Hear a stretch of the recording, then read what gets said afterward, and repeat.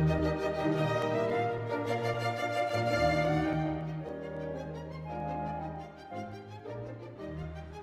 my name is Prashanti. I'm a yogi, activist, ethnopharmacologist, Ayurvedic doc, and the herbal facet of the original Organic India crew.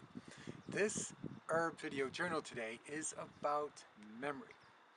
So I'll talk about many different herbs and practices that you could do to support your memory. But in Ayurveda, one of the first things you do when you want to promote a certain direction of growth and evolution is that you stop doing things which are going in the opposite direction. If you want to drive up to Vancouver, the first thing you do is you stop driving to Los Angeles. So what are some of those things that we tend to do that can, not be the best thing for our memory? Here's a slide which shows quite a few of them.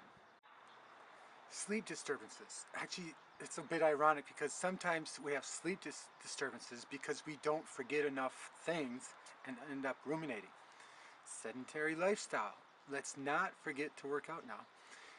Xenoestrogens, high blood pressure, metabolic syndrome, poor diet, diabetes, obesity, party favors, alcohol, depression, radiation. These are just a few of the things that attenuate healthy memory function. So before we even get to herbs or anything like that, these are some of the things you can chop out or try to work on attenuating. And whichever ones are the strongest, these are the ones to get rid of first. Now, I don't want to get preachy here, but to me, all of these things are in many ways just disrespecting ourselves and our place in the world. For instance, when we really start respecting ourselves and we start respecting our environment, like this sadhu in the picture, we start behaving differently and we treat ourselves in a different way, and we treat our environment in a different way. And part of that treatment just supports a terrain of more balance. Part of that balance is having more memory. So these are some of the things you can stop or attenuate, just work on them a little bit. Next is to extend the length of your neurons. The longer your neurons are, the more they can connect with each other, the more connections they can make. So growing neurons, I know there's this myth that you can't do that, but it's not true. It's very well documented that both ashwagandha and brahmi and lion's mane grow the length of your neurons to the point where they can even grow, extend the neural networks. So look at this triptych coming up. In this first section, you see a neuron with a normal diet.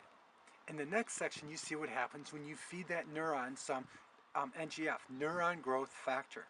And then in the third image, you see what happens when you feed a neuron both neuron growth factor and you feed it brahmi. Incredible, isn't it? It's just like, it just shoots out, it rockets out. It's quite remarkable. Next step to having a healthy memory, as far as herbs and mechanisms by how these herbs can work, is to make sure the synapses are clear.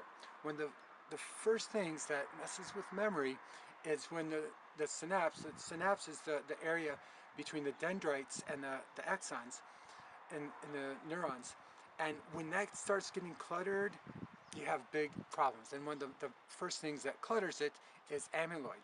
So one of the best things you can take to ensure healthy amyloid function is turmeric. There's a lot of science that's being developed and is out in the international peer-reviewed scientific journals that show how turmeric is fantastic at supporting healthy amyloid function, we'll call it.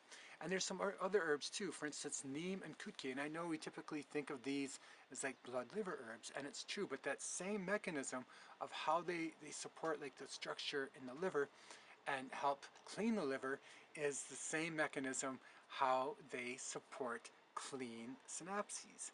Clean synapses means the flow can happen, which means you will tend to remember things better.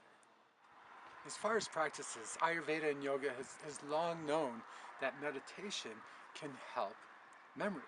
And indeed, using all the latest brain scanners and brain imaging software and devices, scientists have confirmed this. They've confirmed it by tests with meditators, showing that meditators do have a better memory often, but also with this brain imaging, they've shown in places like the hippocampus where it's more activated. So meditation is one of the great techniques for memory. So how to take your herbs. Ashwagandha, I like to take it usually as a powder in some warm almond milk, and I drink it out of a bowl. And you can add some other things, a little bit of turmeric in there and a little bit of sweetener if you need. You can also just take capsules if that works for you. 2 to 4 capsules morning and evening is good. As far as the Brahmi, one of my favorite ways to take Brahmi is either, well, first of all, there's a question. Which Brahmi? Brahmi is actually 2 herbs, Centella asiatica and Bacopa monnieri.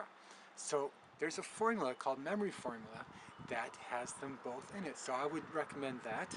And you take these capsules, and then you wash it down with Tulsi Brahmi tea. So it's my favorite combination of Tulsi tea. Tulsi with Brahmi. You take it, and you can also take your ashwagandha with the same Tulsi Brahmi tea. So there you have another Prashanti video herb journal, brought to you by the Pacific Center of Ayurveda and Organic India. Thanks, and very